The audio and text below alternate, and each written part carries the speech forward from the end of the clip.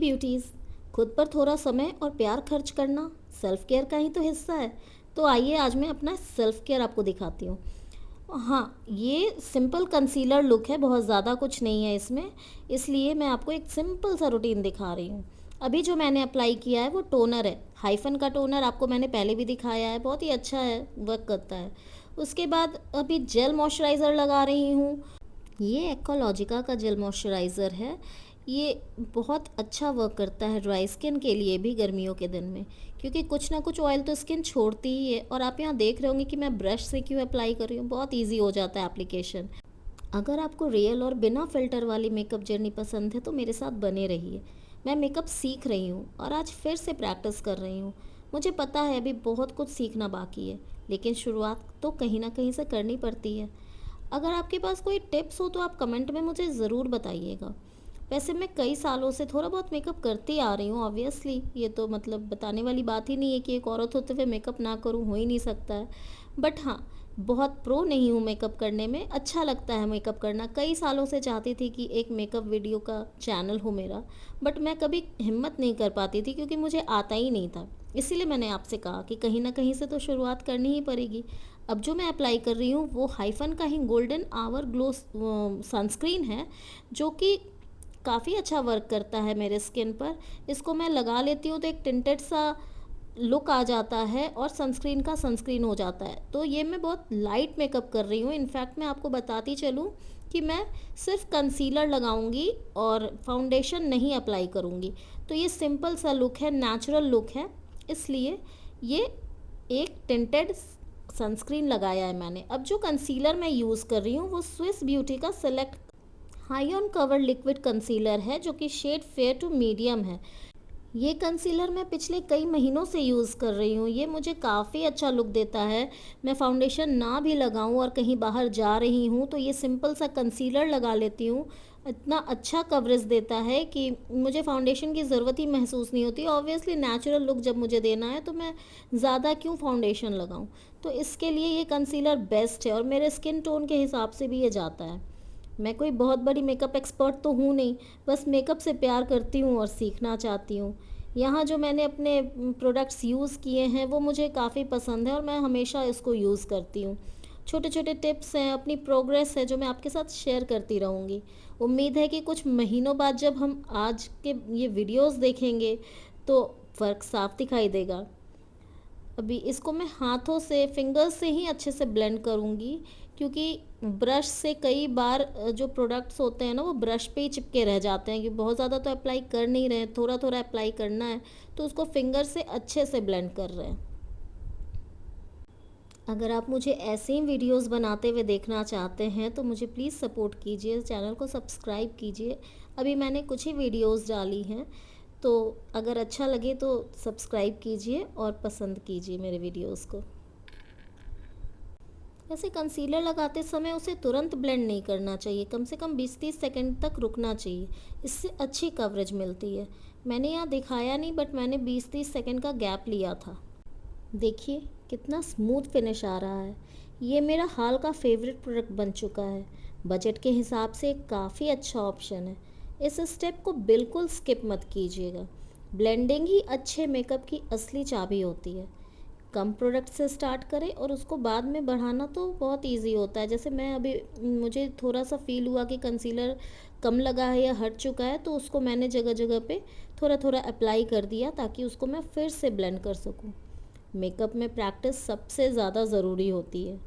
बस इसको मैं हल्के हाथों से थोड़ा थोड़ा ब्लेंड कर दूंगी और ये नेचुरल लुक के लिए तैयार है मेरा फेस। आप लोगों के कौन कौन से फेवरेट प्रोडक्ट्स हैं जो आप डेली वेयर में यूज़ करते हो, प्लीज़ मुझे भी कमेंट करके बताओ ताकि मैं भी उन सबको ट्राई कर सकूं। ये सारे बजट फ्रेंडली हैं इसलिए मैं इसे यूज़ कर लेती हूँ। और अब मैं यूज़ करूँगी मामा अर्थ का ब्लश।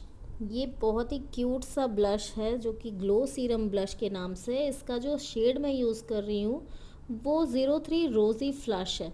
ये लाइट पिंक सा बिल्कुल शेड देता है। इसका मेरे पास रेड वाला भी है, वो भी काफ़ी अच्छा फिनिश देता है। मुझे जब ज़्यादा चाहिए होता है ब्लश तो मैं वो लगा सकती हूँ, बट मुझे अभी लाइट फिनिश चाहिए, बिल्कुल एक हल्का सा ग्लो चाहिए, इसलिए मैं ये वाला शेड यूज़ कर रही हूँ। और सच कहूँ तो थोड़ा सा ब्लश पूरे चेहरे को फ्रेश और यंग लुक दे देता है। आपका क्या ख्याल है? मुझे लगता है आजकल हर किसी को ब्लश लगाना पसंद है। हम जब छोटे थे तो हमारे टाइम में इसको रूज़ रूज़ कहते थे लोग। तो रूज़ क्या होता है, रूज़ क्या होता है, सोचती रहती थी मैं। और जो थोड़ा बहुत अगर कहीं से रेड रेड सा ये वाला मिल जाता था ना, तो गालों पे अप्लाई कर लेती थी। और अब जो मैं लगा रही हूँ वो है लैक्मे का कंटूर स्टिक। ये मल्टी स्लेयर फेस स्टिक है और इसका जो शेड है वो न्यूट्रल मीडियम है। और ये स्टिक मैंने हाल ही में ख़रीदी है, पहले मैं कंटूर नहीं करती थी। मैंने जैसे आपको बताया मुझे बहुत अच्छे से मेकअप नहीं आता था, तो मैं ज़्यादा यूज़ नहीं करती थी। तो मैंने सोचा इस बार कि चलो ट्राई करती हूँ ये वाला भी एक स्टेप करके। तो फिर मैंने कंटूर स्टिक ले लिया और लिया तो फिर लैक्मे का मैंने पसंद किया हुआ था, विश लिस्ट की हुई थी, मैंने ले लिया। तो अब इसको मैं हर टाइम यूज़ करती हूँ थोड़ा थोड़ा। बहुत अच्छा फिनिश आता है इससे, एक नेचुरल सा लुक आता है। जब आप ऐसे भी आप देखोगे आपके फेस में साइड साइड में थोड़ी सी हल्की सी वो डार्कनेस रहती है। तो हम लोग इंडियन स्किन टोन वाले हैं तो थोड़ा सा वो ब्राउन सा अपने आप से ही रहता है।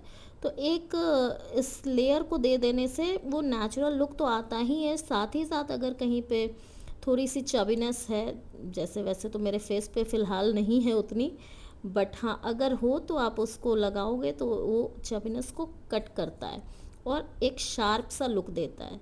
और अब जो मैं अप्लाई कर रही हूँ वो रेने का ल्यूमी ग्लो कॉम्पैक्ट पाउडर है। ये थोड़ा सा हाइलाइटिंग सा कॉम्पैक्ट है। ये वाला शेड जो मैं लगा रही हूँ वो है शेड नंबर 2। ये मैं कभी कभी यूज़ करती हूँ, जनरली लूज़ पाउडर यूज़ कर लेती हूँ, बट ये भी मैं कभी कभी यूज़ करती हूँ। तो ये एक हाइलाइटर सा ग्लो देता है। तो इसको मैं पहले अपने आइज़ के नीचे लगा रही हूँ और उसके बाद पूरे फेस पे थोड़ा थोड़ा डैप डैप करके अप्लाई करूँगी। उससे क्या होगा कि बहुत ज़्यादा नहीं लगेगा और जो हमने अंदर में लगाया हुआ है अपने प्रोडक्ट्स जो भी लगाए हैं वो हटेंगे नहीं और इससे सेट हो जाएगा अच्छे से। ये जब सेट हो जाता है, इसको जब हम लगाते हैं तो इसको थोड़ा सा टाइम 2-4 सेकंड का देते हैं सेट करने के लिए, ताकि सेट हो जाए। और जहाँ जहाँ अपने हाई पॉइंट्स अगर आपको हाईलाइट करने हैं तो उन जगह पे आप थोड़ा सा और एक्स्ट्रा लगा सकते हैं। और उसके बाद उसको एक पाउडर ब्रश की मदद से उसको बचे हुए पाउडर को आप थोड़ा सा झाड़ सकते हैं, मतलब हल्के हाथों से ही करना है ऑब्वियसली, ताकि सिर्फ ऊपर ऊपर का पाउडर सा निकल जाए। अब जो लगा रही हूँ वो स्विस ब्यूटी का ब्लश है, पाउडर ब्लश है। तो ये जो अभी मैंने पाउडर लगाया, कॉम्पैक्ट लगाया, तो उससे आपका थोड़ा थोड़ा हाइड हो जाता है। तो इसको हल्का सा पाउडर ब्लश अप्लाई कर लेंगे और उससे थोड़ा और हाईलाइट हो जाएगा, रेडनेस आ जाएगी चीक्स पे आपके, सुंदर सुंदर से लगेंगे। तो क्या होता है कि पाउडर के ऊपर हम पाउडर ही ब्लश लगा सकते हैं, लिक्विड ब्लश लगाएंगे तो फिर से वो मिक्स हो जाएगा, अच्छा नहीं लगेगा बिल्कुल भी। और अब मुझे आईज़ को तो लाइट सा लुक देना है, तो आई शेडो में बहुत ज़्यादा हैवी लगाऊंगी नहीं, क्योंकि ये नेचुरल लुक देना है मुझे। और नेचुरली तो बहुत ज़्यादा आई शेडो लगाते नहीं हैं, तो मैं वो बहुत लाइट सा आई शेडो का शेड लगा रही हूँ जो बस एक बेस बन जाए, उस पर थोड़ा पिंकी पिंकी सा लाइट सा लुक आए।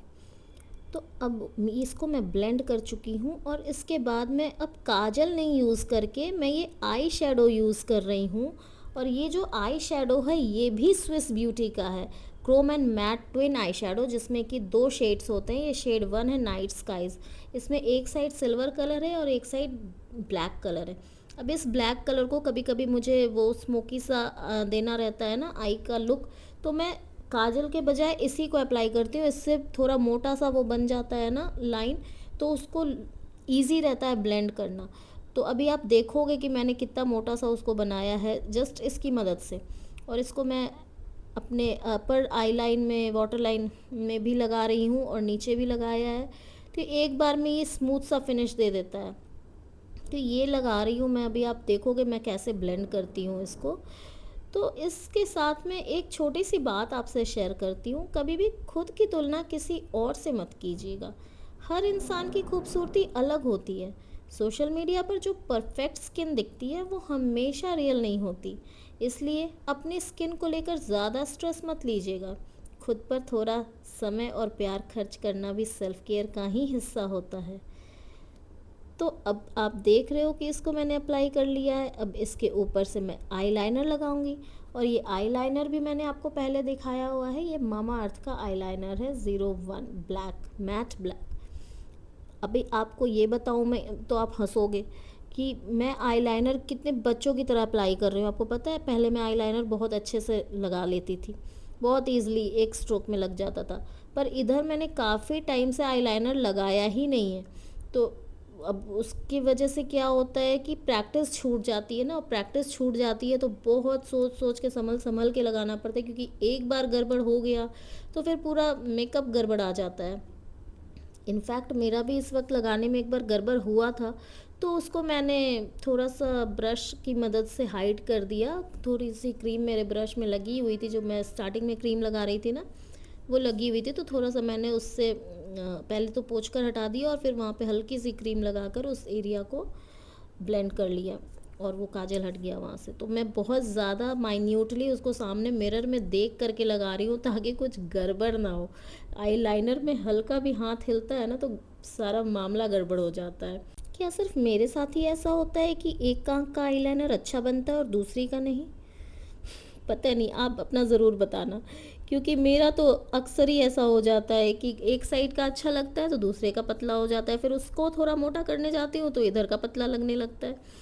तो ऐसे करते करते टाइम टेकिंग हो जाता है ये प्रोसेस। तो फिर भी मैंने कर लिया। अभी आपको देख कर बताना है कि ये कैसा लग रहा है, नेचुरल सा लग रहा है क्या, तो आप ही बता सकते हो। तो अभी जो मैं लगा रही हूँ वो मस्कारा ज़ूडियो का है, और ये मैंने काफ़ी टाइम पहले लिया था, आई थिंक लास्ट ईयर ही लिया था ये मस्कारा। ज़ूडियो के प्रोडक्ट्स भी अच्छे होते हैं, इसके प्रोडक्ट्स काफ़ी रिजनेबल भी होते हैं। मस्कारा भी उनमें से एक प्रोडक्ट्स है जो कि हमारा बचपन का फेवरेट है।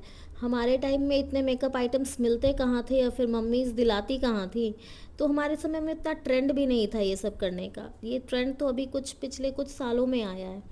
तो मस्कारा भी उनमें से एक था, जैसे कि रोज़ या फिर ब्लश आप जो भी कह लो वो था ना, उसी तरह मस्कारा भी हमारा एक फेवरेट हुआ करता था। तो अभी जो मैं लगा रही हूँ वो रेने का ब्रोफिल मस्कारा है, in the shade black. Black है इसीलिए मैं बहुत हल्का सा लगाई हूँ, नहीं तो बहुत बुरा दिखेगा वो। मुझे एक ब्राउन शेड भी लेना है, बट लिया नहीं है अभी तक मैंने, लेना है मुझे, तो इसीलिए मैंने बहुत लाइट सा अप्लाई किया है। और हाँ, लिपस्टिक लगाने से पहले हल्का सा लिप बाम ज़रूर लगाइए, इससे लिप्स स्मूथ दिखते हैं। तो मैंने स्टार्टिंग में एक हल्का सा लिप बाम का टच दे दिया था अपने लिप्स को, स्टार्टिंग में ही दिया था, इसीलिए अभी वो स्मूथ चल रहा है। ये जो लिपस्टिक मैं लगा रही हूँ वो होल्ड मी मैट का 12 आवर स्टे लॉन्ग लिपस्टिक है, लिक्विड है ये, और ये भी स्विस ब्यूटी की ही है। और इसका जो शेड है वो 06 सिलेक्टिवली ब्लश है। शेड तो काफ़ी अच्छा है, बट प्रॉब्लम इस लिपस्टिक के साथ क्या आती है ना, आप भी बताना मुझे, क्या आपके साथ भी ये प्रॉब्लम आती है? इसके साथ प्रॉब्लम मुझे ये आती है ना कि ये लिपस्टिक जो है थोड़ी देर के बाद ऐसा ड्राई होने लगता है कि वो दाने दाने सा छोड़ने लगता है, और वो मुझे बहुत अजीब लगता है। कुछ खाओ पियो तो वो जब दाना दाना सा छूटता है ना तो बहुत बुरा लगता है। आप उसको ऐसे हाथ से हटाओगे तो वो हट भी जाता है। इसलिए मैं ये थोड़ा सा कम ही अप्लाई करती हूँ, कभी कभी अप्लाई करती हूँ। हालांकि इसका शेड बहुत ही प्यारा है। तो बस ये हो गया मेरा नेचुरल सा मेकअप। अब बस थोड़े से हेयर डू कर लेती हूँ। हेयर डू में करना क्या है, छोटे से बाल रखे हैं आजकल मैंने, बस इसको कंघी कर लिया है। और कंघी करते इसमें मुझे स्ट्रेटनर वगैरह करने की ज़रूरत नहीं है, क्योंकि छोटे से बाल है। अब इसको मैं क्या ही स्ट्रेट करूँ, ये वेवी और स्ट्रेट दोनों में आते हैं मेरे हेयर, इसलिए चल जाता है काम मेरा। बस इसको थोड़ा सा कंघी कर लेती हूँ अच्छे से, और हो गया मेरा लुक तैयार। अब आपको ये कैसा लग रहा है कमेंट करके ज़रूर बताइएगा। कुछ कमियां हो तो भी बताइएगा, और अगर आपको कुछ इसमें से अच्छा लगा या आपने इसमें से कोई टिप्स ली तो वो भी मुझे कमेंट करके ज़रूर बताइएगा। मिलती हूँ नेक्स्ट वीडियो में, तब तक के लिए बाय बाय।